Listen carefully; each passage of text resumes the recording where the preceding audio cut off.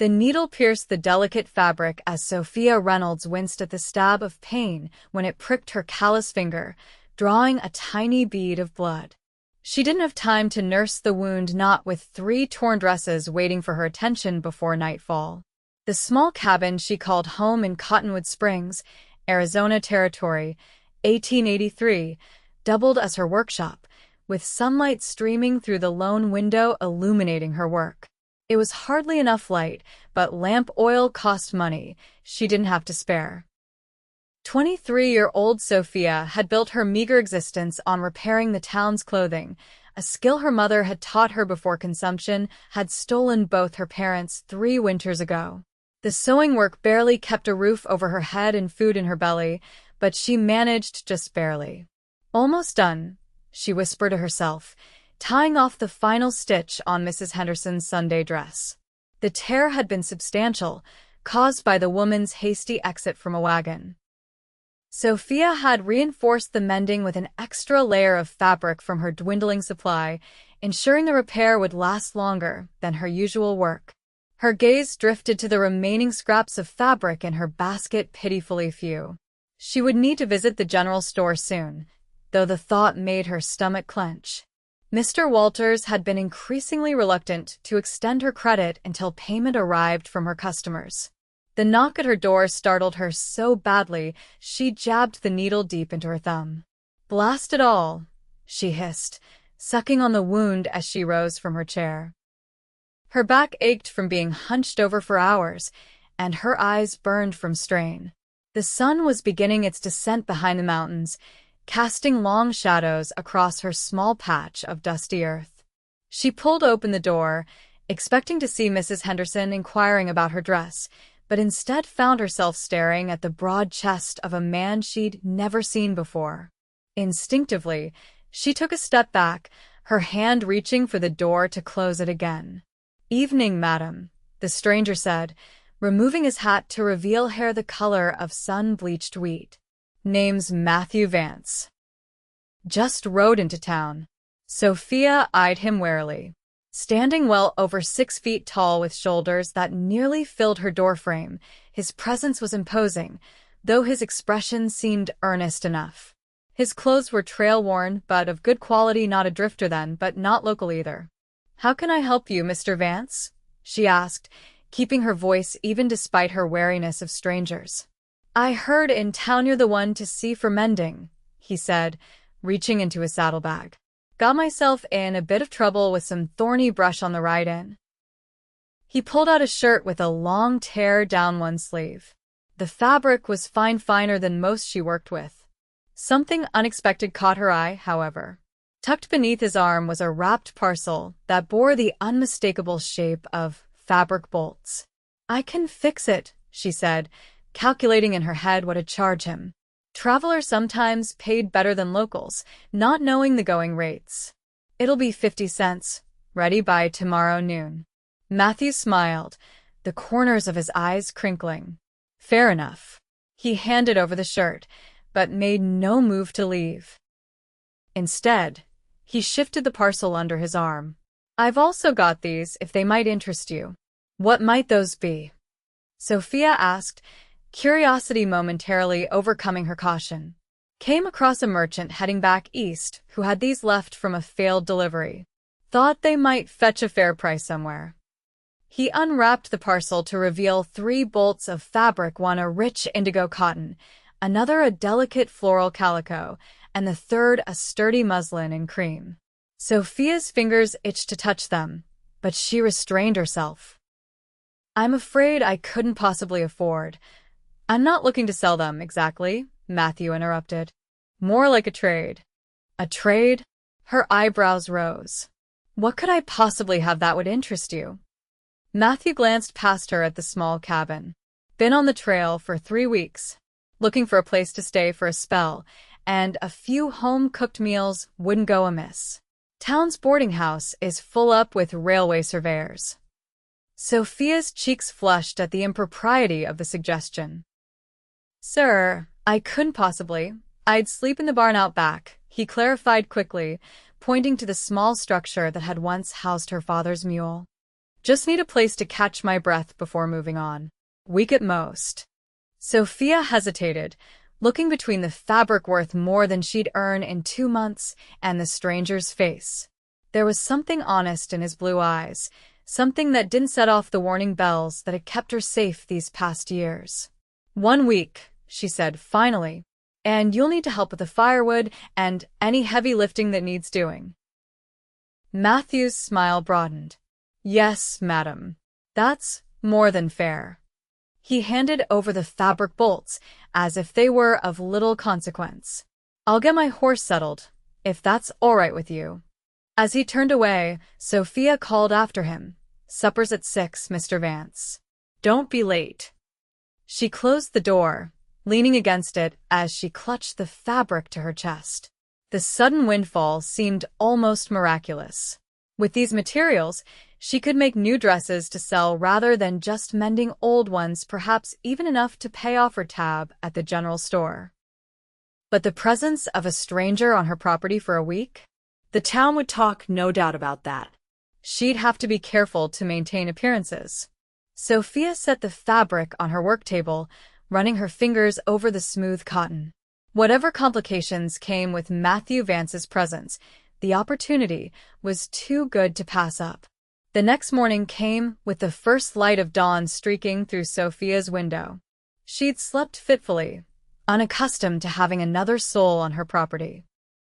Several times during the night, she'd awoken to unfamiliar sounds, only to realize it was just Matthew moving about in the small barn. She dressed quickly in her faded blue work dress, pinning her chestnut hair into a practical bun before heading to the kitchen. If she was to feed her unexpected boarder, she'd need to make the most of her limited supplies. Opening the door to fetch water from the well, Sophia stopped short. The water bucket sat full by the door, and a neat stack of split firewood had appeared beside it. Matthew was nowhere in sight, but his handiwork was evident. Well now, she murmured to herself, something warm flickering in her chest at the thoughtful gesture.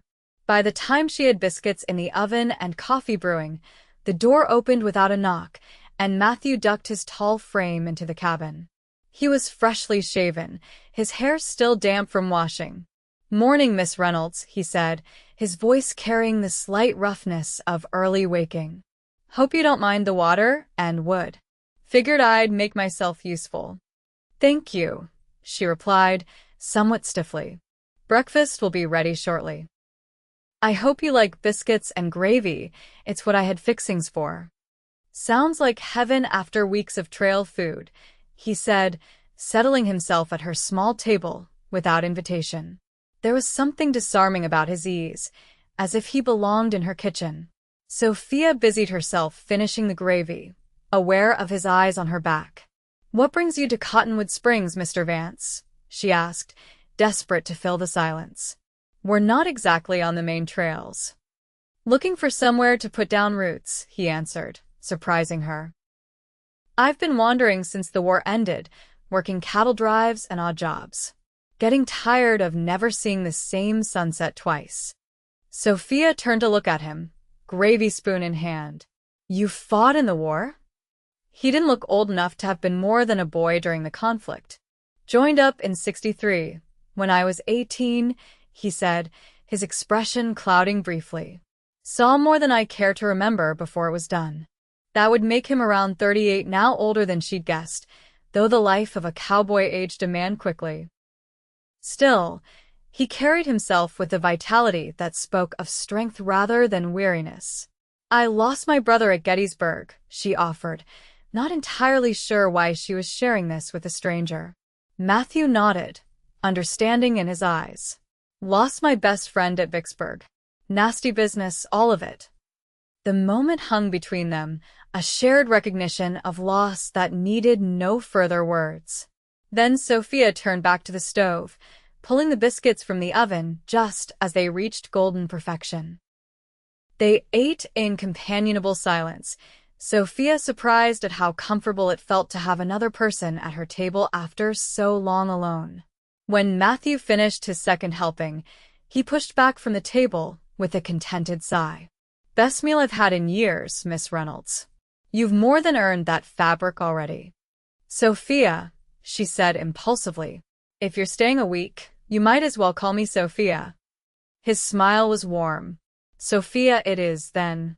And I'm Matt to my friends. Are we friends, Mr. Vance? She asked, one eyebrow raised.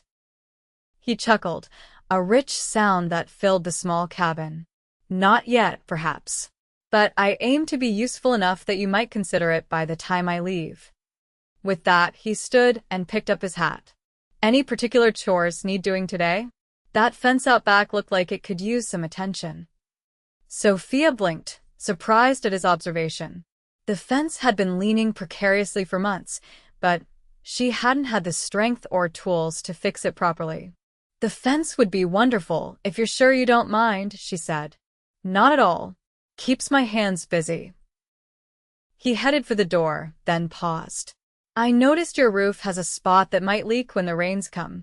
I could take a look at that too if you'd like. Before she could respond, he was gone, leaving Sophia staring after him in bewilderment. This was not at all how she'd expected her arrangement with the stranger to unfold. She cleared the dishes and returned to her sewing, Matthew's torn shirt laid out before her. The tear was clean and would be simple to mend. Yet as she worked, her gaze kept drifting to the window, where she could see Matthew working on the fence, his movements efficient and purposeful. By midday, Sophia had finished the shirt and two of the other mending jobs that had been waiting. The rhythmic sound of hammering from outside had become oddly comforting, a counterpoint to the silence that usually accompanied her work. A knock at the door interrupted her thoughts. Mrs. Henderson had arrived for her dress, her plump face flushed from the short walk from town. Good afternoon, Sophia, the older woman greeted, then immediately peered past her into the cabin. I heard you had a visitor. The whole town's talking. Sophia suppressed a sigh. News traveled fast in Cottonwood Springs. Just a traveler passing through who needed a place to stay, Mrs. Henderson. He's helping with some repairs in exchange for lodging in the barn. Mrs. Henderson's eyes gleamed with interest. A fair arrangement, I suppose. Though a young woman alone. Well, people will talk. People always find something to talk about, Sophia replied, keeping her tone light as she retrieved the woman's mended dress. Your dress is ready. The tear is fixed, and I reinforced the seam so it shouldn't give way again. Mrs. Henderson examined the work with a critical eye, then nodded approvingly. Fine work as always, Sophia. And what do I owe you? $2, as we agreed. The woman counted out the coins with obvious reluctance. Times are hard, you know. My Albert says the cattle prices are down again this year. Sophia bit her tongue. Times were always hard for someone, yet the Hendersons had the largest house in town and ate meat at every meal. I appreciate your business, Mrs. Henderson. As the woman was leaving, Matthew approached from the barn, tipping his hat politely. Afternoon, madam. Mrs. Henderson gave him a long, appraising look before nodding curtly and continuing on her way, no doubt eager to report back on Sophia's boarder. Matthew watched her go, then turned to Sophia with a knowing smile. I seem to be causing you some trouble with the locals. Nothing I can't handle, Sophia assured him, though a part of her worried what the town's gossip might do to her already precarious business. How is the fence coming along? Nearly done. Found some lumber in your barn that was still good enough to use. He wiped his brow with his sleeve. Your shirt's fixed already? Sophia nodded, retrieving the mended garment from inside. Good as new. Matthew examined the stitching, running his thumb along the nearly invisible repair. Finer work than I've ever seen, he said, genuine admiration in his voice. No wonder folks bring their mending to you. His praise warmed her more than it should have. It's just practice, she demurred. Been sewing since I was a girl. Skill is skill, he insisted, tucking the shirt into his saddlebag, which sat by the door. Takes a steady hand and a good eye. Their conversation was interrupted by the arrival of another customer, Mr. Dawson, the blacksmith, bringing in a pair of trousers that had split at the seam. Sophia quickly ushered him in, aware of Matthew returning to his work outside. The rest of the afternoon passed in a blur of customers and sewing, with the constant sound of Matthew's labor a surprisingly pleasant backdrop. By the time evening approached, Sophia had earned nearly $5 a better day than she'd had in months. She was just putting away her sewing when Matthew entered, his clothes dusty from work, but his expression satisfied. "Fence is done," he announced. "And I patched that spot on the roof. Should hold through a good storm now." "Thank you," Sophia said, genuinely touched by his industry. "You've certainly earned your keep already." "Just getting started," he replied with a wink that made her heart do an unexpected flip. "What's for supper?" "I'm hungry enough to eat a whole steer." Sophia laughed despite herself. "I'm afraid it's just beans and cornbread tonight. My provisions are somewhat limited." "Sounds perfect. Mind if I wash up first?" "Please do. The pump's out back." As Matthew stepped outside, Sophia found herself smiling. For the first time in longer than she could remember, the cabin felt less lonely. She pushed the thought away Matthew Vance would be gone in a week, and her life would return to its solitary routine. Best not to get used to his presence. Yet as they sat down to supper that evening, with Matthew regaling her with tales of his travels across the West, Sophia couldn't help but feel that something had shifted in her carefully ordered world. Something that would be difficult to set right again when he left. The next few days fell into a surprisingly comfortable pattern. Matthew rose before dawn each morning, bringing in water and attending to his horse before Sophia even stirred from her bed. By the time she prepared breakfast, he had usually completed some small task around the property, mending the chicken coop, clearing weeds from her small vegetable garden, or oiling the hinges on doors that had squeaked for years. On the third day, Sophia decided to use some of the new fabric. The indigo cotton called to her, and she found herself designing a simple but elegant dress that would appeal to the wealthier women in town. Her fingers worked deftly, cutting the pattern with precision born of years of practice. Matthew watched her from the doorway as she worked, his presence no longer startling or intrusive. "You have a gift," he observed quietly. Sophia glanced up, a pin held between her lips. She removed it to speak. "It's just sewing." "No," he contradicted gently, stepping closer to examine the partially cut fabric. "It's art. The way you envision how it'll come together, how you know exactly where to cut, that's a rare talent." His words stirred something in Sophia, a long-dormant recognition of her own abilities that she'd suppressed in the struggle to simply survive. "My mother wanted me to study dressmaking in St. Louis," she admitted, "before she and father fell ill. She said I had an eye for it." "Your mother was right." Matthew's gaze held hers for a moment longer than was comfortable, then he turned away. "I'm heading into town to pick up a few things." "Need anything?" Sophia hesitated, then decided to trust him with a task she normally handled herself. "If you wouldn't mind stopping at the general store, I need thread blue to match this fabric, and black and white for everyday mending." Matthew nodded. "Consider it done." "Anything else?" "Perhaps some coffee, if you don't mind." "I'm nearly out." He smiled. "Coffee and thread. I'll be back before supper." After he left, Sophia found herself working with renewed energy, the dress taking shape beneath her hands. She was so absorbed in her task that she barely noticed the hours passing until a shadow fell across her work. "Miss Reynolds." She looked up to find Sheriff Davis standing in her doorway, his expression somber beneath his mustache. The lawman rarely made house calls unless there was trouble.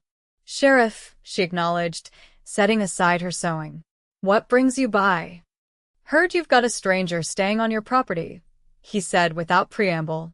"Thought I should check in, make sure everything's all right." Sophia straightened her spine. "Mr. Vance is staying in the barn and helping with repairs in exchange for lodging. It's a business arrangement, nothing more." The sheriff's eyes narrowed slightly. "Know anything about this fella? Where he's from? Where he's headed?" "He fought in the war, worked cattle drives since," Sophia replied, suddenly defensive. He's been nothing but respectful and helpful.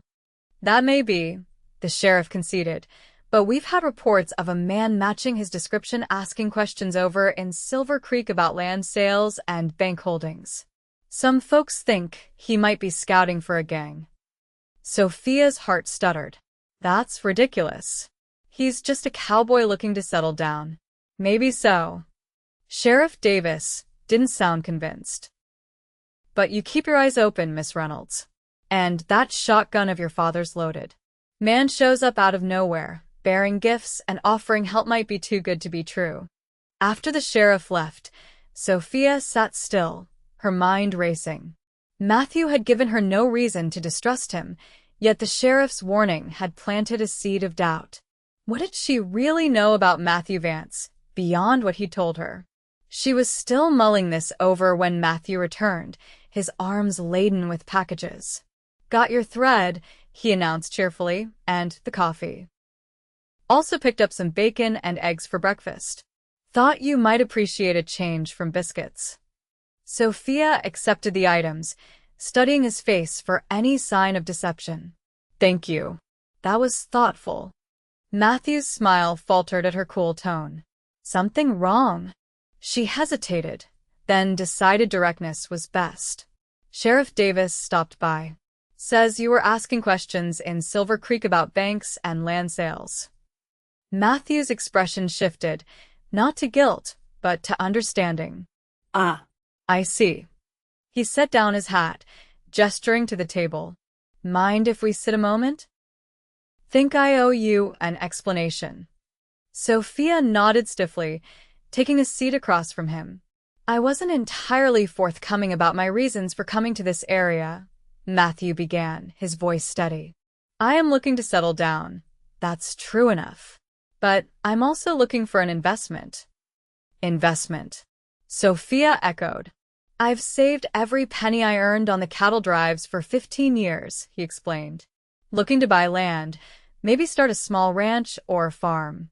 Been scouting areas from Colorado to here, trying to find the right spot with good water access and fair prices. Relief washed over Sophia, followed quickly by embarrassment at having doubted him. The sheriff seemed to think you might be planning something nefarious. Matthew laughed, the sound rich and genuine. Only thing I'm planning to steal is a fair deal on some grazing land. I've got the bank drafts to prove my intentions if you're worried. No, Sophia said quickly. I believe you. I'm sorry for doubting. Don't be, he replied, reaching across the table to briefly touch her hand. You're a woman alone. Being cautious has kept you safe. His touch lingered in her awareness long after he'd withdrawn his hand. Something was happening between them, something unexpected and potentially dangerous to her carefully constructed independence. I should finish this dress, she said, rising abruptly. Mrs. Thornton is coming by tomorrow to see what I have available. Of course. Matthew stood as well, respecting her need for space. I'll get supper started. Found some potatoes in town that looked promising. As he moved to the small kitchen area, Sophia returned to her sewing, but her concentration was broken. She found herself watching Matthew as he moved with surprising competence around her kitchen, slicing potatoes and preparing the small piece of salt pork he'd brought back. There was something comforting about his presence, something that made her small cabin feel more like a home than it had in years. The realization troubled her almost as much as it pleased her. The next morning, Sophia rose to find breakfast already prepared, eggs, bacon, and coffee laid out on the table, with Matthew nowhere in sight. A small note beside her plate read simply, "Gone to look at a property north of town. Back by evening. M." The day stretched ahead of her, suddenly emptier than she'd expected. She busied herself with finishing the indigo dress, adding delicate lace trim to the collar and cuffs from her precious stash of notions. By midday, the creation was complete, and even to her critical eye, it was the finest piece she'd made in years. Mrs. Thornton arrived precisely at 2 o'clock, her carriage stopping before the cabin with a flourish that announced her position as the banker's wife. Sophia hurriedly smoothed her hair and straightened her simple dress before opening the door. "Good afternoon, Mrs. Thornton," she greeted, stepping back to allow the elegant woman entry. "Sophia, dear," Mrs. Thornton replied with practiced warmth. Her gaze swept the cabin, no doubt looking for signs of Sophia's male visitor. Finding none, she turned her attention to the dress displayed on Sophia's dressmaker's form. "My, what have we here?" Sophia watched nervously as the woman circled the dress, her jeweled fingers reaching out to touch the fabric. "It's lovely," Mrs. Thornton pronounced finally. "Quite elegant, in fact. How much are you asking?" Sophia had calculated the cost of materials and her time, adding a small profit. $15, madam." Mrs. Thornton's eyebrows rose. "That's rather dear for a local creation, isn't it?" The words stung, but Sophia held her ground. "The fabric is imported, and the design is original. I believe it compares favorably with what you might find in Phoenix or even San Francisco." To her surprise, Mrs. Thornton laughed not unkindly, but with genuine amusement. "You've developed a backbone, Sophia Reynolds. Good for you." She ran her hand over the fabric once more. "I'll take it. And if you're planning to make others, I believe several of my friends would be interested as well." Sophia blinked, momentarily speechless. Yes, I am making others. I have a lovely floral calico that would suit Mrs. Peterson's coloring." "Excellent." Mrs. Thornton opened her purse, counting out the money without further negotiation. "I'll wear this to church on Sunday. Be prepared for orders." After Mrs. Thornton departed with the dress carefully wrapped, Sophia sat down hard on her chair, staring at the $15 in her hand. It was more money than she'd made in 2 weeks of mending. If she could sell even 2 more dresses like it. Her mind raced with possibilities. Perhaps she could afford to order more fabric, expand beyond mending into creating garments for the wealthier women in town. With enough business, she might even be able to set aside money for the future, something that had seemed impossible just a week ago. The sound of hoofbeats outside pulled her from her reverie.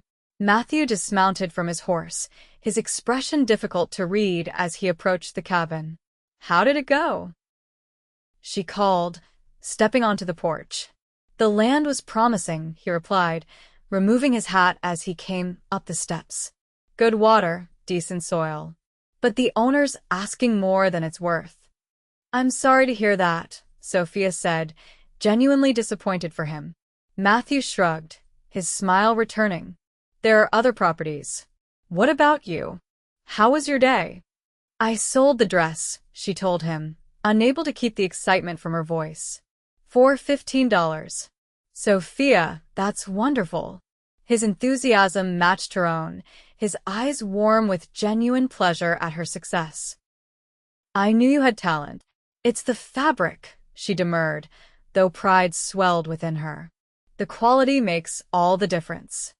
"The fabric is just cloth until your hands work magic with it," Matthew countered, stepping closer. For a moment, Sophia thought he might embrace her in celebration, but he stopped himself, maintaining a respectful distance. "This calls for a proper celebration. Get your shawl." "What? Where are we going?" "To dinner at the hotel," he declared. "My treat. The cook there is supposed to be quite good, and you deserve a night away from your own kitchen." Sophia hesitated. Dining in public with Matthew would certainly set tongues wagging even more than they already were. Yet the prospect of celebrating her success with him was undeniably tempting. "All right," she agreed impulsively. "Let me change into something more presentable." 20 minutes later, Sophia emerged wearing her second-best dress, a dark green cotton with minimal trim, but well fitted to her slender frame. She'd pinned her hair into a more elaborate style than her usual practical bun, allowing a few curls to frame her face. Matthew's expression as he saw her made the effort worthwhile. "You look beautiful," he said simply, offering his arm. The walk to town was pleasant in the cooling evening air, with Matthew telling her about the property he'd visited and his hopes for eventually building a small but prosperous ranch. Sophia found herself imagining such a life, a proper home, security, perhaps even a family someday. Dreams she'd long since set aside as impractical. The hotel dining room was moderately busy when they arrived, with several tables occupied by travelers and a few local businessmen. Heads turned as Matthew escorted Sophia to a table, and she felt the weight of curious stares. "Ignore them," Matthew murmured as he held her chair. "We're just two people enjoying a meal." The waiter brought them menus, his eyebrows rising slightly at Sophia's presence, but maintaining professional courtesy. Matthew ordered a bottle of wine, an unexpected luxury that made Sophia's objections die on her lips when he insisted it was part of the celebration. Over tender beefsteak and roasted potatoes, they talked more freely than they had before, the wine perhaps loosening their usual restraint. Matthew spoke of his childhood in Ohio, his decision to head west after the war, and the years spent working from one cattle drive to another, saving his money and learning the ranching business. "What about you?" he asked, refilling her wine glass. "Have you always lived in Cottonwood Springs?" Sophia nodded. "Born and raised here. My father was the town's blacksmith before he got sick. We had a good life, simple but comfortable." She twisted her napkin in her lap.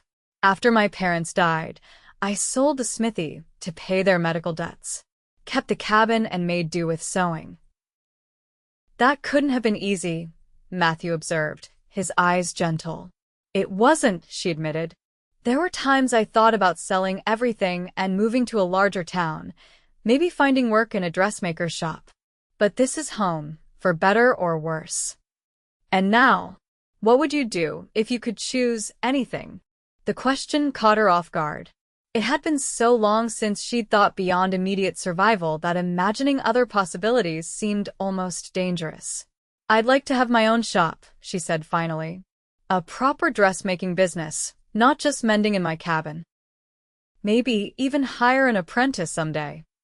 Matthew nodded, as if he could see it clearly. "You'd be good at that.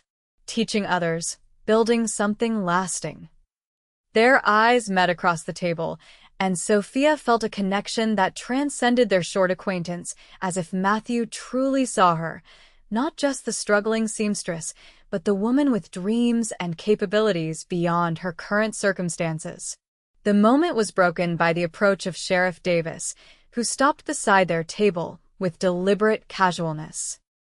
"Evening, Miss Reynolds," he said, tipping his hat before fixing Matthew with a hard stare. "Mr. Vance." "Sheriff," Matthew acknowledged evenly. "Care to join us for coffee?" "No, thank you. Just making my rounds." His gaze returned to Sophia. "Everything all right, Miss Reynolds?" "Perfectly fine, Sheriff," she replied, bristling at the implication that she needed rescuing. "Mr. Vance is celebrating my business success with me." The sheriff's mustache twitched. "I see. Well, don't let me interrupt your celebration." He moved away, but Sophia noticed he took a table with a clear view of theirs. "I believe I've damaged your reputation beyond repair," Matthew said with a rueful smile once the sheriff was out of earshot. "My reputation will survive," Sophia replied, surprising herself with her indifference to the town's opinion. "Though perhaps we should forgo dessert and head back before the sheriff feels compelled to escort us home." Matthew paid for their meal, leaving a generous tip that Sophia suspected was partly intended to counter any negative impressions of their dining together. The walk back to her cabin was quieter than their journey into town, a companionable silence settling between them as the stars emerged overhead. At her door, Matthew paused. "Thank you for coming to dinner. It was the most pleasant evening I've had in a very long time." "Thank you for suggesting it," Sophia replied, suddenly aware of how close they were standing in the darkness. It was lovely. For a heartbeat, she thought he might kiss her, hoped he might, even. But Matthew simply took her hand, pressing his lips briefly to her knuckles before releasing it. "Good night, Sophia," he said softly, before turning toward the barn. She watched him go, her hand still warm from his touch, her heart beating a rhythm that had nothing to do with the wine they'd shared. This was dangerous territory indeed, caring for a man who would ride away in a few days' time, taking with him the warmth and possibility he'd brought into her life. Yet as she prepared for bed that night, Sophia found herself unable to regret the connection that was growing between them, even knowing the pain its severing would bring. The next morning, Sophia woke to the now familiar sounds of Matthew moving about outside, chopping wood for the day's cooking. She dressed quickly, eager to begin work on a new dress using the floral calico. Mrs. Thornton's confidence in her ability to sell more creations had ignited a spark of ambition that had been dormant for too long. She was sketching a design when Matthew entered with an armload of firewood, his shirt sleeves rolled up to reveal muscled forearms tanned by years of outdoor work. "Morning," he greeted, setting the wood beside the stove. "Sleep well?" "Very well, thank you," she replied, unable to prevent a slight blush as she remembered her thoughts of him before falling asleep. "And you?" "Like a log," he assured her, pouring himself a cup of the coffee he'd already brewed. He peered over her shoulder at the sketch. "That's going to be beautiful." "I hope so. I'm designing it with Mrs. Peterson in mind. She's partial to florals, and this fabric would suit her coloring." Matthew watched her work for a moment longer, then seemed to make a decision. "Sophia, I need to ride out to look at another property today. It's a bit further, about 15 miles north. I might not be back until late." Disappointment flickered through her, though she had no right to feel it. "Of course. Don't worry about me." He hesitated. "Actually, I was wondering if you'd like to come along. It's a lovely day for a ride, and—" He paused, seeming uncharacteristically uncertain. "Well, I'd value your opinion on the place." "My opinion?" Sophia set down her pencil, surprised. "What would I know about ranching properties?" "You know about homes," he said simply. "About whether a place feels right. I trust your judgment." The invitation warmed her more than it should have. "I haven't ridden in years," she admitted. "Not since we sold Father's mule." "My horse is gentle, and I'd keep you safe," Matthew promised. "But I understand if you'd rather stay with your work." Sophia glanced at her sketches, then back at Matthew's hopeful expression. The dress could wait a day. "I'd like to come," she decided, "if you're sure I wouldn't be in the way." His smile was worth the momentary anxiety about neglecting her work. "Never in the way. We'll leave in an hour, if that gives you enough time to prepare?" Sophia nodded, already mentally selecting what to wear for a long ride.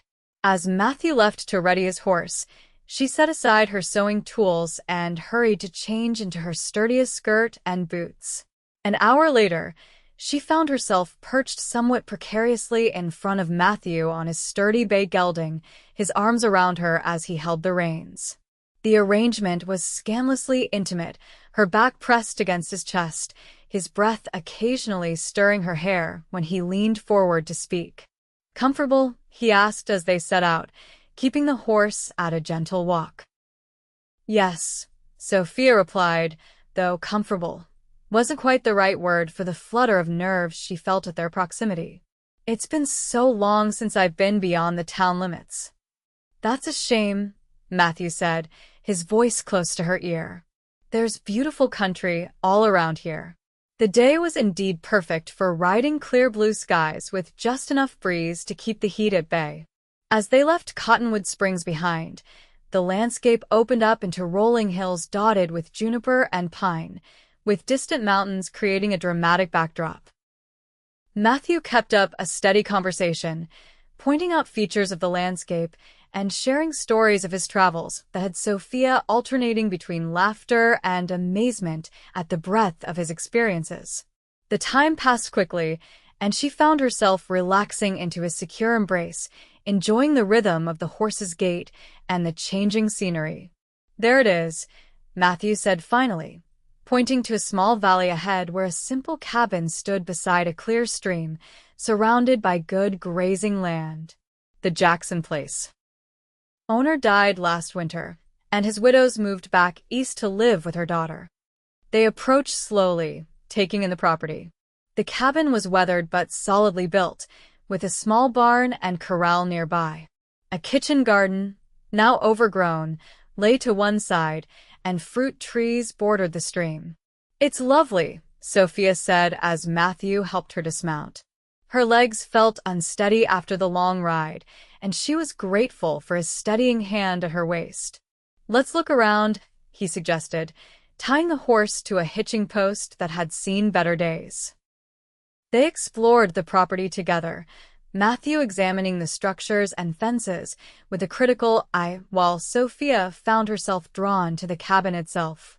The door was unlocked, as was common in the sparsely populated countryside, and she stepped inside with Matthew close behind. The interior was simple but well-constructed, with a main room containing a stone fireplace and enough space for a table and chairs, plus a separate bedroom. The previous owners had taken their furnishings, but the bones of the place were good. "What do you think?" Matthew asked, watching as Sophia ran her hand along the mantelpiece. "It needs a woman's touch," she said thoughtfully, "but it has good light, and the stream nearby means no hauling water from a well. The garden could be revived easily enough." She looked up at him. "It feels like it could be a home, not just a house." Something shifted in Matthew's expression, a softening, a decision being made. "That's what I thought too," he said quietly. They spent another hour exploring the surrounding land, with Matthew pointing out where he would graze cattle and which areas might be suitable for crops. His enthusiasm was contagious, and Sophia found herself offering suggestions about the garden and improvements to the cabin that he received with genuine interest. By the time they prepared to leave, the sun was beginning its descent toward the horizon. Matthew spread a blanket beside the stream, producing bread, cheese, and dried fruit from his saddlebags for a simple late lunch.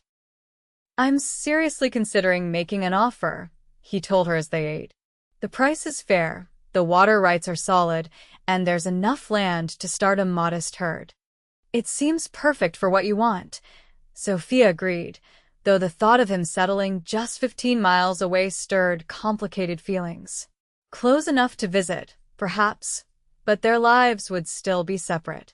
Matthew was quiet for a moment, seeming to gather his thoughts. "Sophia, I've been thinking about something, and I'd like your honest opinion." "Of course," she said, curious at his suddenly serious tone. "What would you think about a partnership?" "Partnership?" she repeated, confused. Matthew set down his food, turning to face her directly. "You've mentioned wanting to expand your dressmaking business. 15 miles isn't so far from town that customers couldn't reach you, and a proper house would give you more space to work than your cabin." Sophia stared at him, her heart suddenly hammering.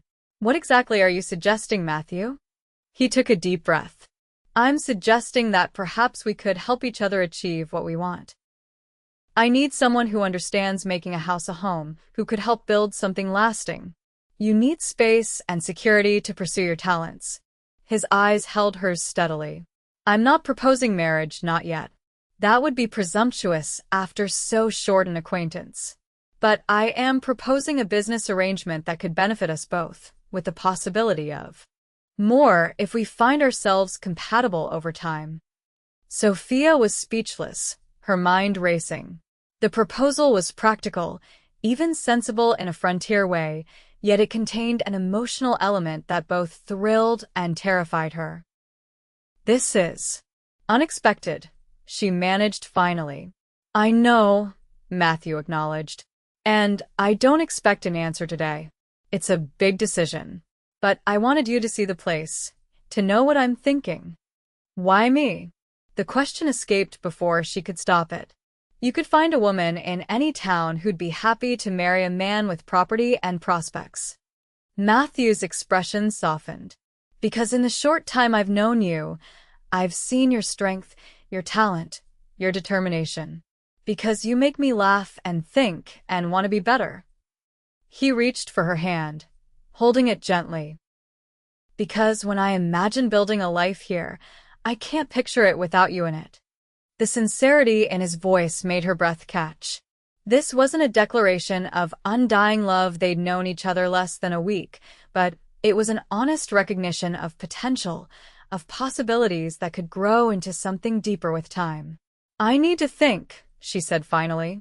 "Of course you do," he agreed immediately. "Take all the time you need. I won't make an offer on the property until you've decided one way or the other."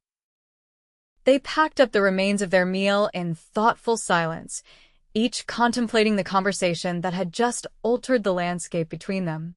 The ride back was quieter than the journey out, though Matthew's arms around her felt different now, a promise, a question, a future not yet determined. As the sun set, casting long shadows across the land, Sophia found herself leaning back against Matthew's chest, drawing comfort from his solid presence. Whatever she decided, she knew with certainty that the lonely life she'd been living was no longer enough. Whether with Matthew or on her own terms, something needed to change. The next morning dawned with a clarity that matched Sophia's state of mind. She had slept little, her thoughts circling around Matthew's proposition and the possibilities it represented. By the time she rose to begin her day, she had reached no firm conclusion, but the questions had crystallized in her mind. Could she trust this man she'd known for less than a week? Could she uproot her life based on potential rather than certainty? Was the security he offered worth the risk of disappointment if their arrangement failed to develop into the partnership he envisioned? She was gathering eggs from the chicken coop when Matthew appeared, leading his horse toward the barn. His expression was carefully neutral, giving her the space he'd promised to consider his offer. "Morning," he called, not approaching too closely.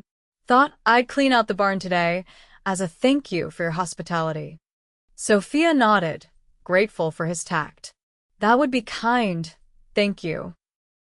They moved through the morning in a dance of polite distance, each occupied with their own tasks. Sophia worked on cutting the pattern for the floral dress, while the rhythmic sounds of Matthew's labor in the barn provided a familiar backdrop. Around midday, a wagon pulled up outside the cabin, and Sophia looked up to see Mrs. Thornton descending with unusual haste. The woman burst through the door without knocking, her face alight with excitement. "Sophia, you'll never believe it, every woman at church yesterday was asking about your dress. I've had 3 friends insist they must have one immediately. Can you make more?" Sophia blinked, momentarily setting aside her personal dilemma. Yes, I'm working on another design now, but it will take time." Mrs. Thornton waved a dismissive hand. "They'll wait for quality, dear. But you must consider expanding your operation. My husband mentioned there's a vacant shop on Main Street that would be perfect for a dressmaking business. Small, but with good light and a separate fitting room. A shop." The idea was tempting, but Sophia knew the realities. "I could never afford the rent, Mrs. Thornton." "Nonsense. With the prices you could command for creations like mine, you'd manage easily." The woman paused, her shrewd eyes taking in the half-cut pattern. "I'd be willing to advance you the first month's rent myself, to be repaid when you deliver Mrs. Peterson's dress. Consider it an investment in local enterprise." The offer was unexpected and generous, perhaps influenced by Mrs. Thornton's desire to have the first access to fashionable clothing without traveling to Phoenix, but genuine nonetheless. "That's very kind," Sophia said carefully. "May I think about it?" "Of course, but don't think too long. Opportunity rarely knocks twice." Mrs. Thornton glanced toward the barn, where Matthew could be heard working. "Your friend is still here, I see." "Mr. Vance has been helping with repairs," Sophia explained, unwilling to elaborate further. Mrs. Thornton's expression turned knowing. "He seems a substantial sort of man. Not like those drifters who pass through town." Before Sophia could respond, Matthew appeared in the doorway, apparently drawn by the sound of voices. He removed his hat, nodding politely to Mrs. Thornton. "Afternoon, madam." Mrs. Thornton appraised him openly. "Mr. Vance, I understand you're considering property in the area." "News travels fast," Matthew observed with a slight smile. Yes, I'm looking at several possibilities. My husband is the banker, as you may know. If you're seeking financing, you should speak with him. Thank you, madam. I may do that. Mrs. Thornton looked between them, a speculative gleam in her eye. Well, I should be going. Think about my offer, Sophia. It could change your circumstances considerably.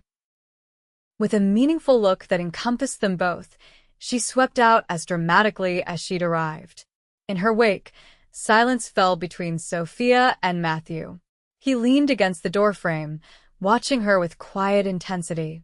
A shop in town, he said finally. That's quite an opportunity. Sophia nodded, her mind racing with competing possibilities. It is. Would it be what you want? To stay in town, build your business there? The question cut to the heart of her dilemma. I don't know, she admitted. A week ago, it would have seemed an impossible dream. Now You have choices, Matthew finished for her. He stepped fully into the cabin, though he maintained a respectful distance. Sophia, I want you to know that whatever you decide about my offer, I'll support your decision. If you want to shop in town, I'd still like to help you get established. No strings attached. His generosity threatened to overwhelm her. Why would you do that? Because I believe in your talent, he said simply.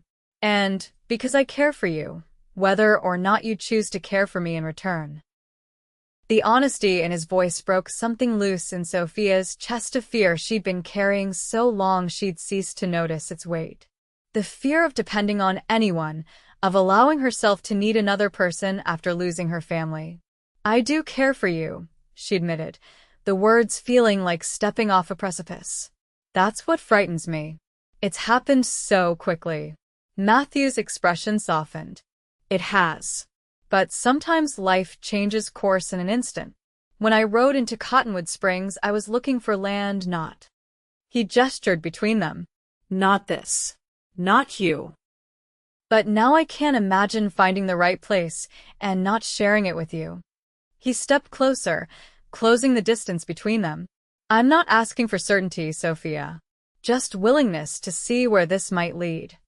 Sophia looked up at him, seeing the openness in his face, the patience and hope in his eyes. This was not a man who would make promises lightly or abandon them when difficulties arose. If I said yes to your partnership, she began cautiously, how would it work exactly? A smile touched his lips at her practical question. I'd make an offer on the Jackson place. While the sale was processing, you could decide what to bring from here, what new things we'd need.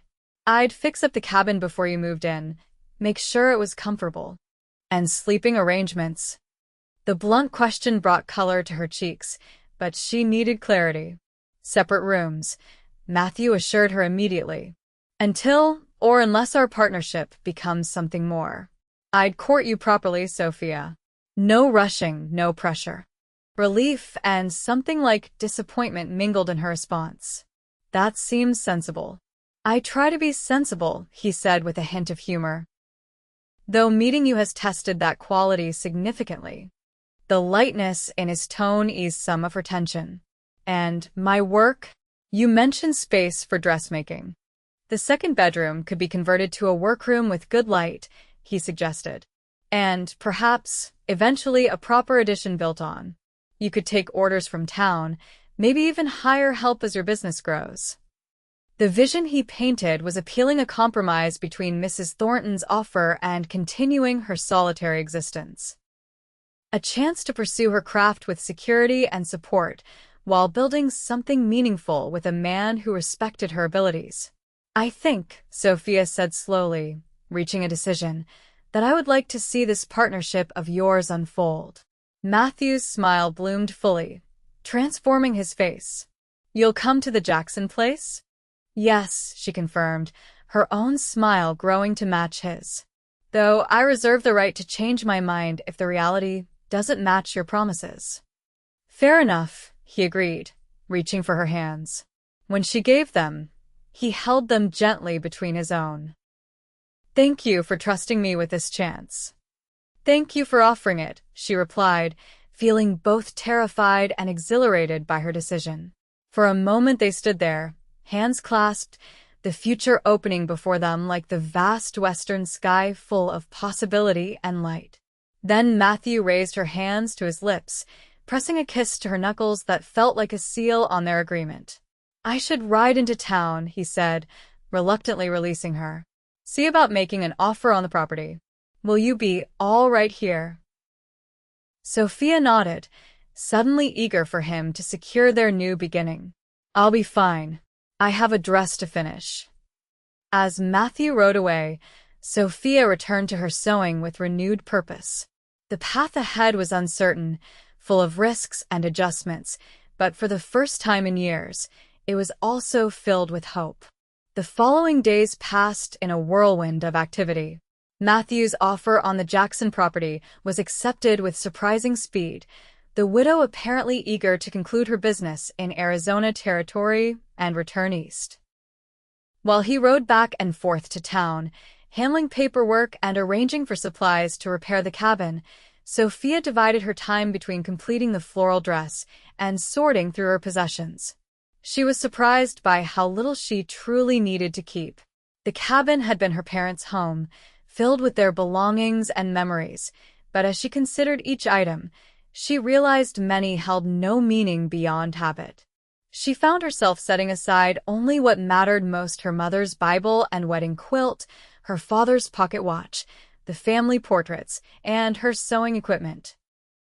The rest could be sold or left behind. On the 5th day after their agreement, Matthew returned from town with his wagon loaded with lumber, tools, and supplies. His expression was both excited and slightly anxious as he approached Sophia, who was hanging laundry in the yard. "Everything's official," he announced. "The property is ours, or will be once the bank processes the papers next week." The word "ours" sent a flutter through Sophia's chest. "That's wonderful news. I thought I'd head out there tomorrow, start on the repairs," he continued.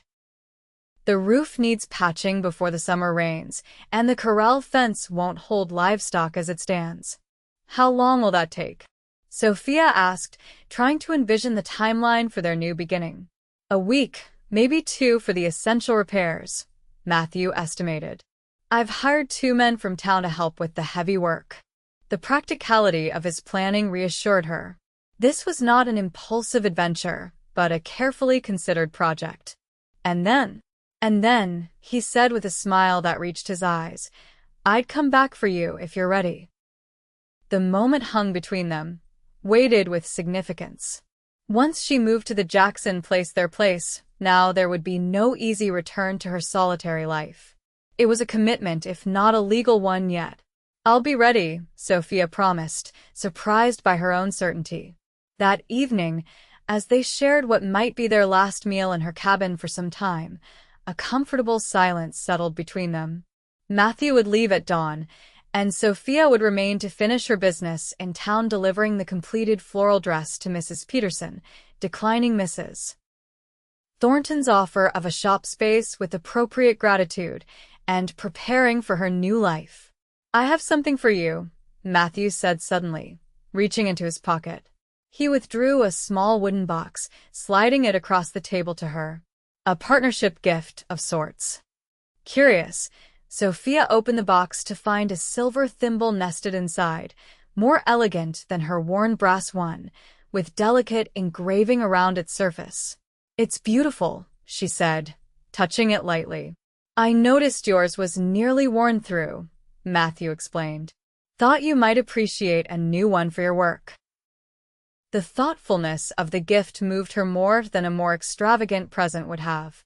He had observed her needs, her daily labor, and responded to them with practical care. "Thank you. I'll treasure it." "There's something else," he added, reaching again into his pocket. This time he withdrew a small key. "For the cabin. So you know it's truly your home too, when you arrive." Sophia accepted the key, closing her fingers around its solid weight. "Our home," she corrected softly. Matthew's eyes warmed at her words. "Our home," he agreed. In the morning, Matthew was gone before Sophia rose, leaving only a note promising to return in 2 weeks' time, with directions to the property should she need to reach him sooner. The cabin felt emptier than usual without his presence, the silence more profound after days of his companionship.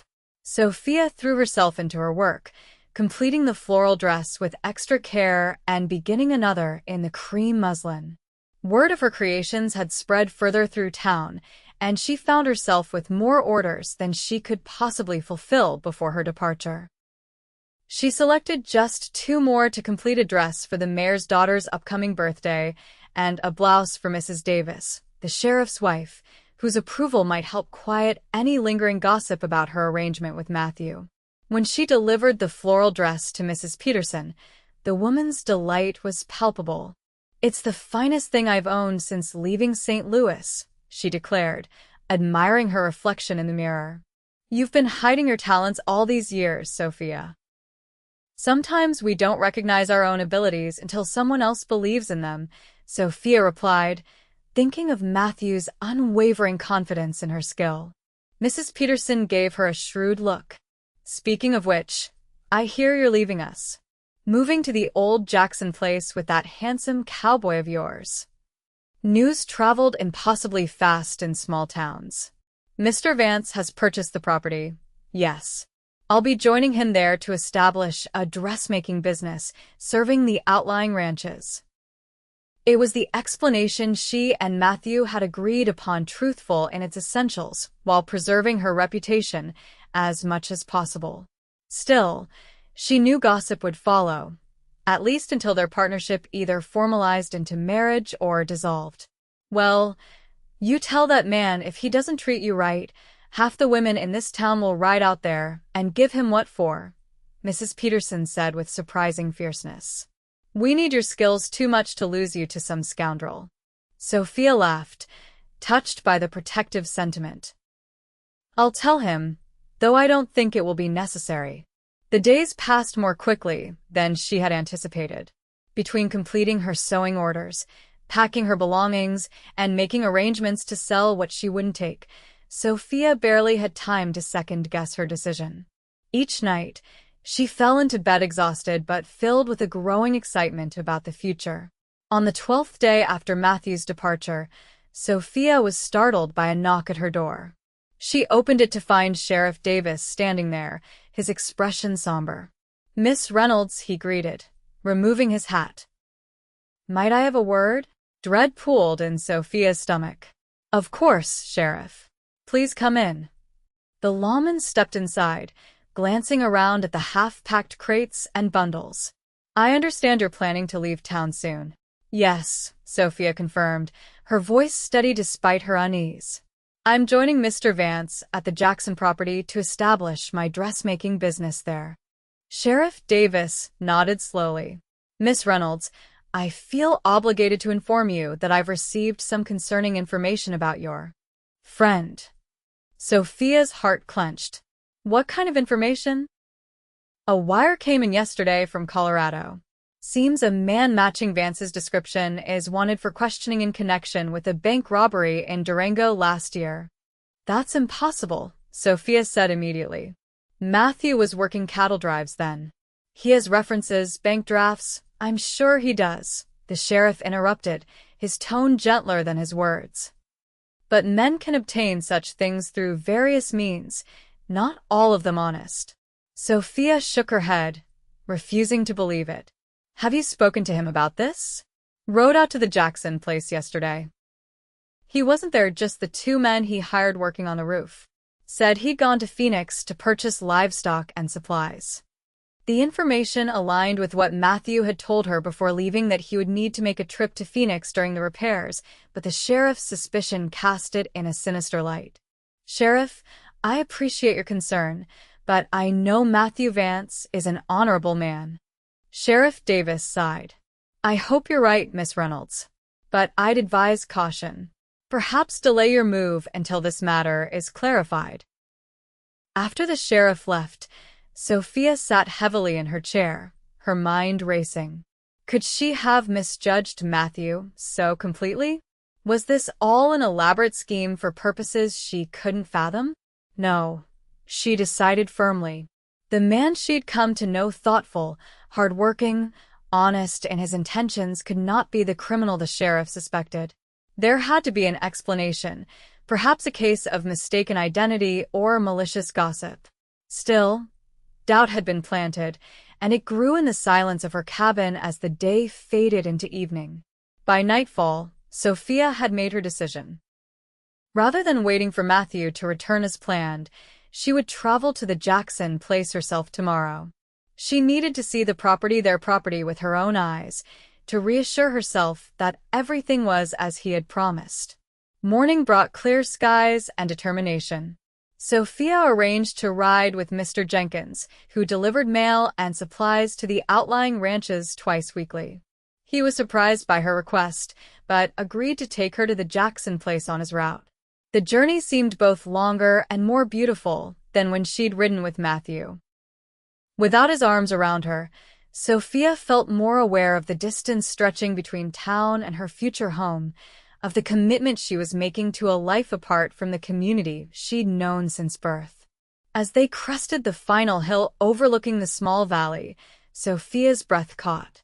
The transformation was already visible. The cabin roof gleamed with new shingles, the corral fence stood straight and sturdy, and the overgrown garden had been cleared and prepared for planting. "Looks like your fella's been busy," Mr. Jenkins commented as he guided the wagon down the slope. "Yes," Sophia agreed, relief washing through her. This was no abandoned scheme, but the beginning of something real.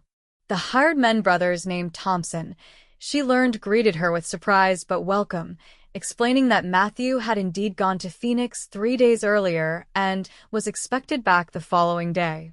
"He's been working dawn till dusk, madam," the elder Thompson said respectfully. "Fixed the roof, reinforced the cabin walls, rebuilt the corral. Even started on fixing up the inside for you, put in new shelves in the kitchen and a workbench by the window in the second bedroom. Said you'd need good light for your sewing." Each detail was another reassurance, another piece of evidence that Matthew's intentions were genuine. Sophia asked to see inside the cabin, and the Thompson brothers escorted her with the awkward courtesy of men and used to female company. The interior was still rough but taking shape. As promised, the kitchen now boasted new shelves, and the main room had been cleared of debris and swept clean. A stone fireplace dominated one wall, with a mantelpiece that had been sanded smooth. The smaller of the 2 bedrooms had indeed been set up with consideration for her work, a sturdy table positioned to catch the best light, shelves for fabric and notions, pegs for hanging finished garments. He ordered glass for the windows too, the younger Thompson added. "Should arrive next week. Says the dust gets in otherwise and ruins fine fabric." Sophia ran her fingers along the workbench, imagining herself creating dresses in this space, with sunlight streaming through clean glass windows and the sounds of ranch life continuing outside. It was not the shop in town Mrs. Thornton had offered, but it was something more precious, a place created specifically for her, with thought and care. "Would you gentlemen mind if I stayed until Mr. Vance returns?" she asked suddenly. "I can prepare meals for you in exchange for the imposition." The brothers exchanged glances, clearly uncertain about the propriety of the request. "Mr. Vance did say you'd be moving in soon," the elder Thompson said cautiously. "And we've been eating our own cooking for days, which ain't much to speak of." "Then it's settled," Sophia declared, feeling more certain with each moment. "I'll stay and help where I can." She asked Mr. Jenkins to deliver a message to town that she had gone ahead to the Jackson place, knowing it would cause talk, but beyond caring. The doubt the sheriff had planted withered in the face of the tangible evidence of Matthew's commitment to their partnership. That night, Sophia slept in what would be her bedroom, wrapped in her mother's quilt on a pallet of clean straw. The Thompson brothers had insisted on sleeping in the barn, maintaining a respectful distance that she appreciated. Despite the rudimentary accommodations, she slept more peacefully than she had since Matthew's departure, lulled by the sound of the stream outside and the knowledge that she was exactly where she was meant to be. The following day, Sophia threw herself into making the cabin more habitable. She swept and scrubbed, arranged her few belongings in the space that would be hers, and prepared a hearty stew from the provisions Matthew had left. The Thompson brothers worked outside, completing the barn repairs, occasionally casting curious glances her way, but respectfully keeping their distance. Late in the afternoon, as shadows lengthened across the valley, the sound of hoofbeats approached. Sophia stepped onto the porch, shading her eyes against the setting sun, her heart quickening as she recognized Matthew's broad-shouldered silhouette. He reined in his horse sharply when he saw her, surprise and then joy transforming his expression. "Sophia." He dismounted in one fluid motion, crossing the distance between them in long strides. "What are you doing here? I wasn't expecting you for another 2 days." Sophia's carefully prepared explanation vanished at the genuine pleasure in his face. "I couldn't wait," she said simply. Matthew stopped just short of embracing her, seeming to remember their audience of the Thompson brothers, who had emerged from the barn at his arrival. "I'm glad," he said, his voice low and meant only for her. "Though I wanted to have everything perfect before you arrived." "It's perfect enough," she assured him, gesturing to the cabin behind her. "You've worked wonders already." Matthew turned to the Thompsons, thanking them for their day's work and paying them their wages. As they prepared to ride back to town, he added, "You can tell Sheriff Davis I'll be in to see him tomorrow about that matter," he mentioned. The elder Thompson nodded, touching his hat respectfully. "Will do, Mr. Vance." As they rode away, Sophia turned to Matthew with a questioning look. "The sheriff came to see me yesterday. He said there was some trouble in Colorado." Matthew's expression tightened momentarily. Then he sighed. "Let's go inside. I think we need to talk." The knot of anxiety that had loosened during the day tightened again in Sophia's chest as she followed him into the cabin. Matthew removed his hat, running a hand through his hair in a gesture she'd come to recognize as a sign of discomfort. "The sheriff's right that there was trouble in Durango," he began without preamble. "A bank robbery last spring. I wasn't involved, but I was in town that day, delivering cattle to the railroad." "Then why?" "Because my cousin was involved," Matthew interrupted, his voice heavy with old regret. "Marcus Vance. We look enough alike that witnesses confused us. I was questioned and cleared. I had 20 cowboys who could vouch for my whereabouts during the robbery. But Marcus escaped, and apparently the law in Colorado still has questions." Relief flooded through Sophia. "So, you're not wanted for robbery?" "No," Matthew confirmed firmly. "I've never stolen anything in my life. I've worked hard for every dollar I have." He reached into his saddlebag, pulling out a folded document.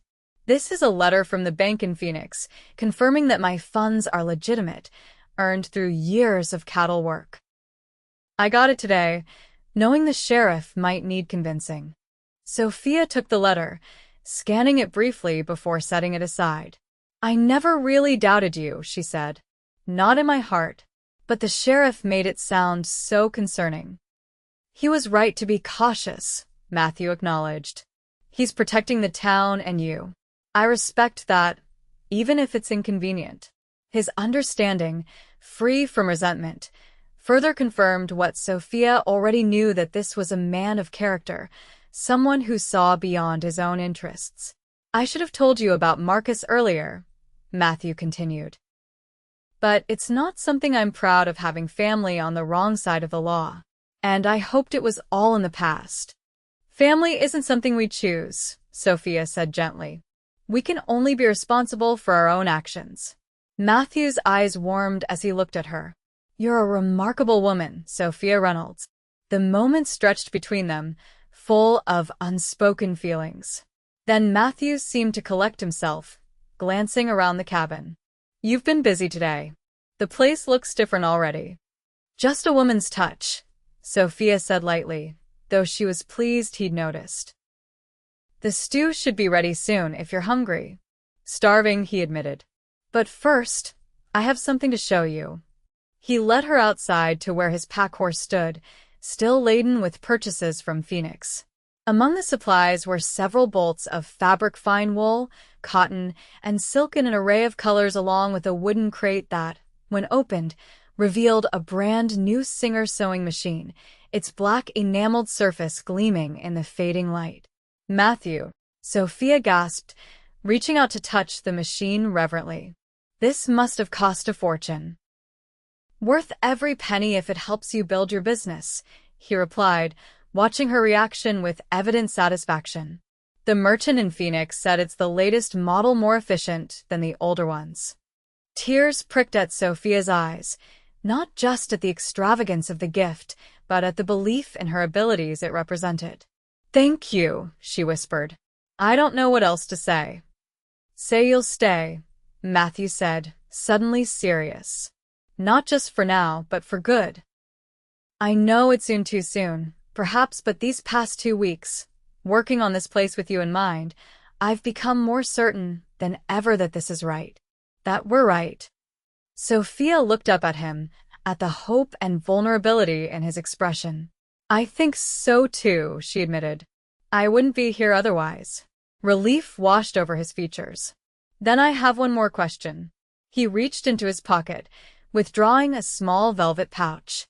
"This isn't how I planned it. I wanted everything to be perfect first, but now that you're here." He opened the pouch, tipping a simple gold band into his palm. "This was my mother's. I've carried it for years, waiting for the right person, the right time." His eyes held hers steadily.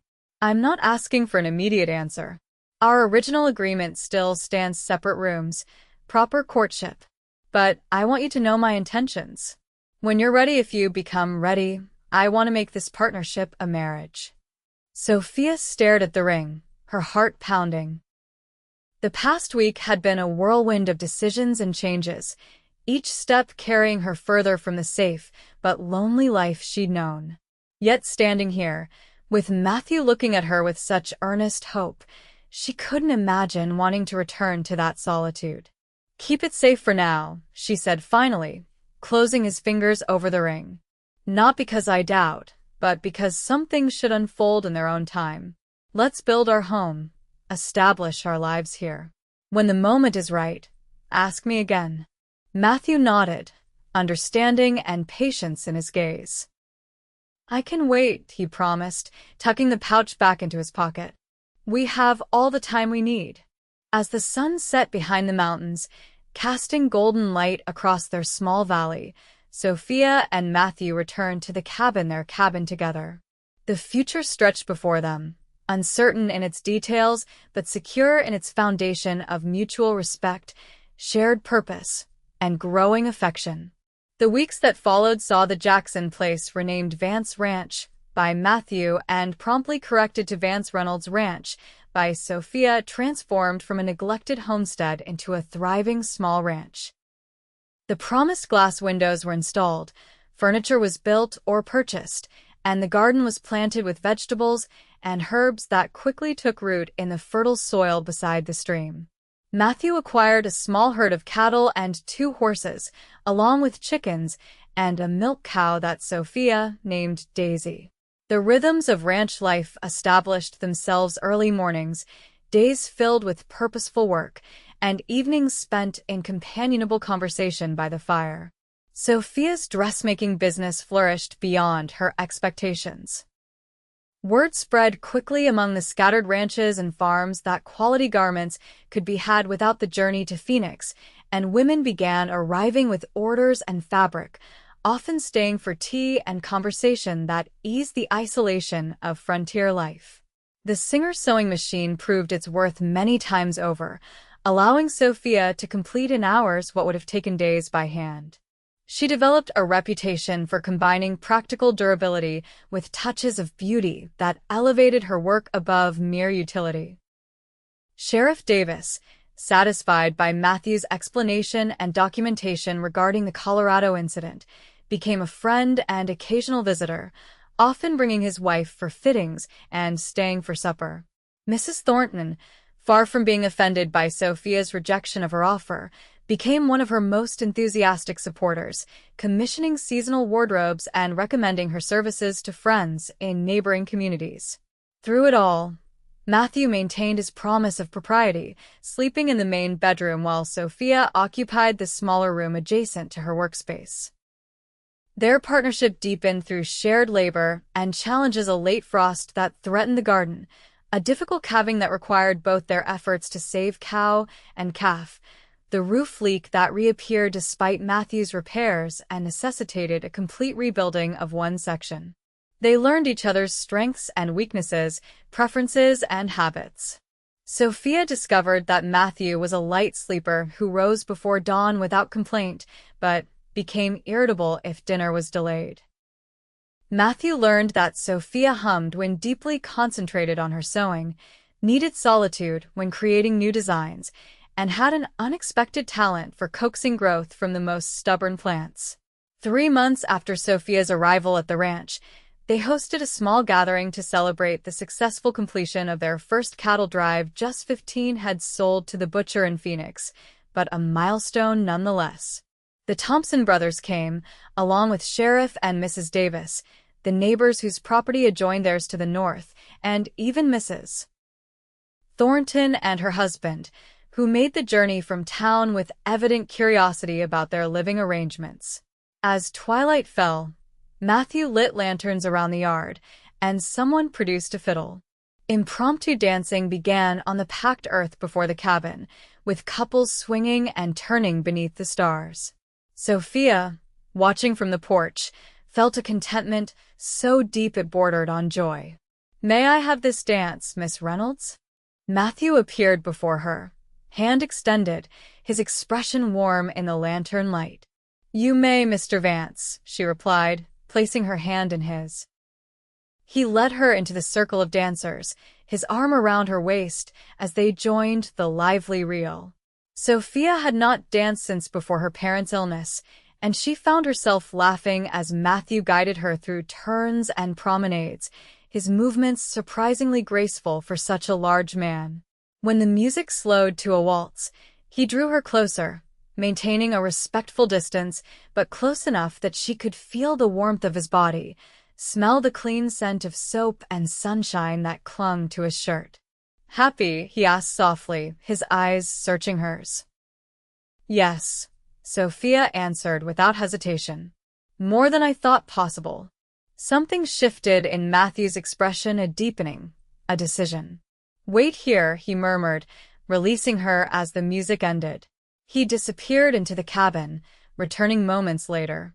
Taking her hand, he led her away from the gathering, toward the stream where they'd first discussed their partnership. The sounds of music and laughter receded, replaced by the gentle gurgle of water over stones and the chorus of night insects. In the silver light of the rising moon, Matthew turned to face her. "I've kept my promise," he said quietly. "Separate rooms, proper courtship.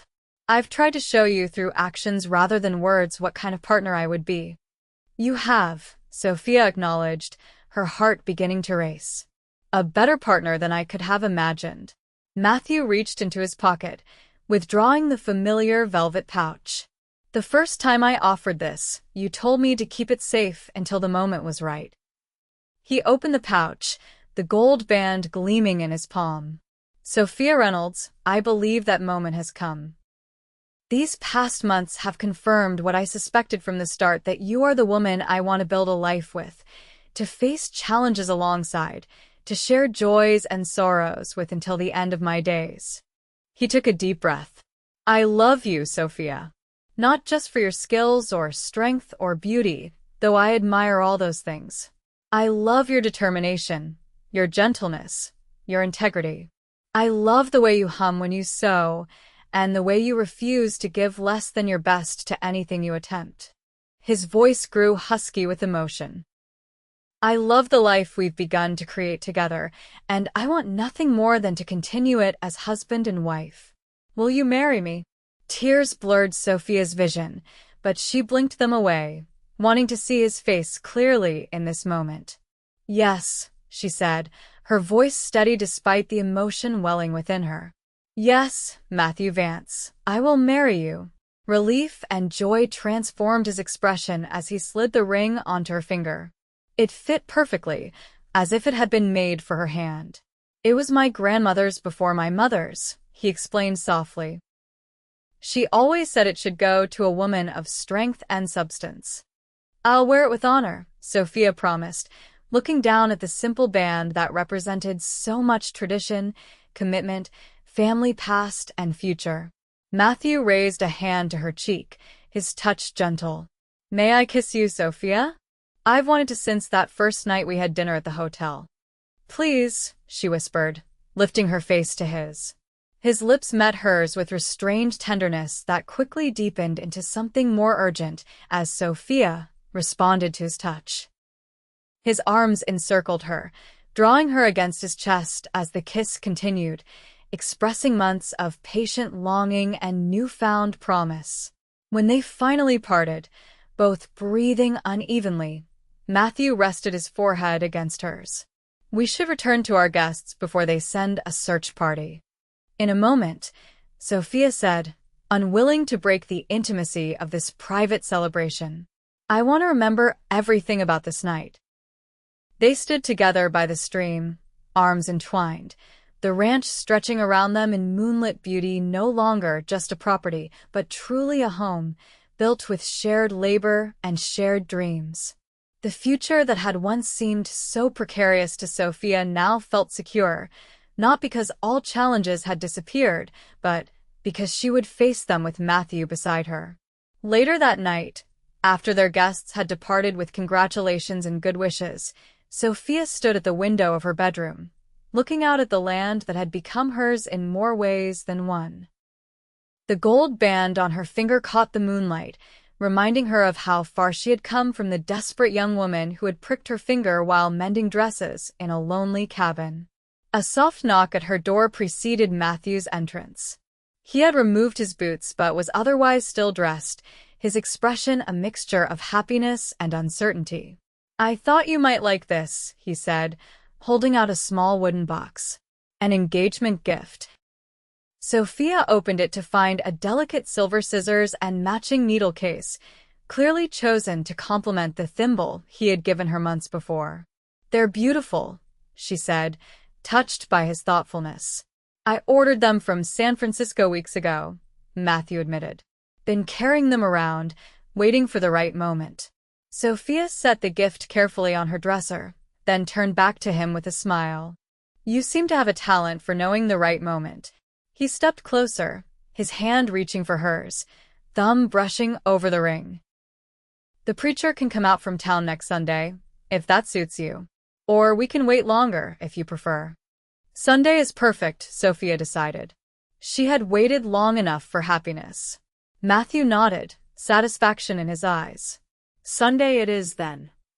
He bent to kiss her once more, a gentle good night that held the promise of many days and nights to come. Sweet dreams, my love. As he turned to go, Sophia caught his hand. Matthew, thank you for the fabric that first day. And for seeing possibilities I couldn't yet imagine. His smile deepened the corners of his eyes in the way she had come to cherish. Thank you for being brave enough to imagine them with me. They were married the following Sunday beneath the cottonwood trees by the stream, with only the sheriff and his wife as witnesses. Sophia wore a dress of ivory silk that she had sewn secretly in the evenings, embellished with pearls that had once adorned her mother's wedding gown. Matthew wore a new suit purchased in Phoenix, his usual cowboy attire set aside for this one formal occasion. The ceremony was brief but meaningful, their vows spoken with quiet certainty born of the partnership they had already established. As the preacher pronounced them husband and wife, a breeze stirred the leaves above them, showering them with golden afternoon light that seemed to bless their union. That night, as stars appeared in the clear desert sky, Sophia moved her belongings from the small bedroom to the main one she would now share with Matthew. Among her possessions was the basket of fabric scraps she had carried from her old cabin, remnants of the desperate days when she had stitched torn dresses to survive. What will you do with these? Matthew asked, watching as she set the basket beside her sewing table. I'm going to make a quilt, Sophia replied, running her fingers over the varied textures and colors. To remember where we started and how far we've come. Matthew drew her into his arms, his kiss a seal on the life they had built from unlikely beginnings. And how far we still have to go, together. Sophia Reynolds Vance, seamstress, rancher's wife, partner in every sense, leaned into her husband's embrace, marveling at how a chance encounter and a gift of fabric had altered the pattern of her life so completely. She had stitched together not just torn dresses but a future, one secure enough to finally allow her the most precious gift of all, rest in the certainty of being truly, deeply loved.